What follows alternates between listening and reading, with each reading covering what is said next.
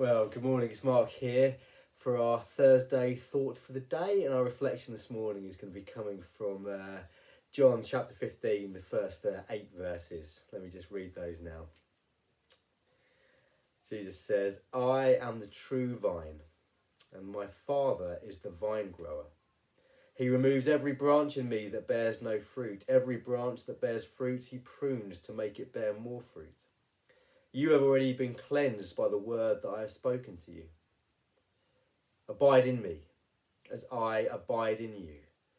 Just as the branch cannot bear fruit by itself unless it abides in the vine, neither can you unless you abide in me. I am the vine, you are the branches. Those who abide in me, and I in them, bear much fruit, because apart from me you can do nothing. Whoever does not abide in me is thrown away like a branch and withers. Such branches are gathered, thrown into the fire and burned. If you abide in me, and my words abide in you, ask for whatever you wish and it will be done for you. My Father is glorified by this, that you bear much fruit and become my disciples." I've found myself affirming a lot recently that wherever we are, God is with us. We've used that prayer quite a few times. You may have used it yourself, in our heads, in our hearts, and all around us. Jesus is here. It's felt really important that at this time of isolation, of social distancing, that when we can't gather physically as a church like we normally do, that we remember that God is with us, God is active wherever we find ourselves. However, whilst we might kind of know that intellectually, we also want to ask ourselves, what are we doing to nurture that sense of awareness and attentiveness to God in our midst? In that reading from John's Gospel, Jesus says, "Abide in me, as I abide in you." And I wonder, at this time, what does that abiding look like? What does it look like for us, the branches, to connect with Jesus, the vine?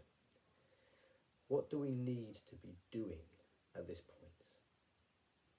Let me just clarify what I mean by that doing. Because so often our doing is something that can be detrimental to our spiritual life. We can be hurried, stressed, distracted by the amount of things that are on our to-do lists. Often our identities can be so caught up by what we do.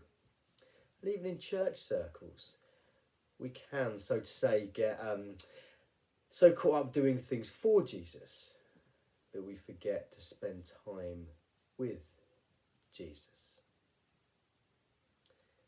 But on the other side, creating space to be with Jesus, to abide in the vine, does require that we do something. It requires us to have rhythms, practices, disciplines that make space for God in our lives, that we might be able to grow in God's presence, to be transformed, and therefore that we can bear the kind of fruit in our lives that comes from that. Over the past few days, I've been reading a book by John Mark Comer. It's called The Ruthless Elimination of Hurry. If you're a person who gets very hurried and distracted like I do, then it's a good book to read. But in it, he talks about this Hebrew word. This Hebrew word is, I think I'm pronouncing it right, talimind, I believe. No, it's not at all. Let me look at my notes because I'm going to have to say this properly. The word is talimind, it's not at all. The word is talmidim. Talmidim. And it's a word that you usually find translated in our Bibles as the word disciples. But John Mark Comer, he thinks that the English word that better captures the meaning behind talmidim is the word apprentice. And what are disciples if they're not apprentices of Jesus? What do apprentices do? Well, they spend time with their teacher, don't they? They want to learn from them. They want to be like their teacher, do the kind of things that they do, live the kind of lifestyle their teachers live.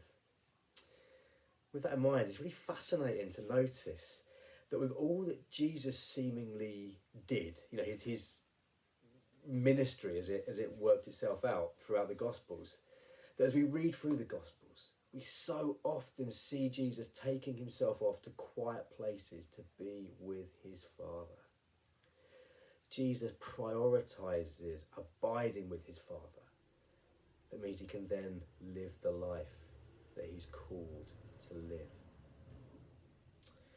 It's interesting, I remember being on a retreat not long before I was going to be ordained, and as part of this retreat we were led through an imaginative reading of this passage right at the beginning of Mark's Gospel.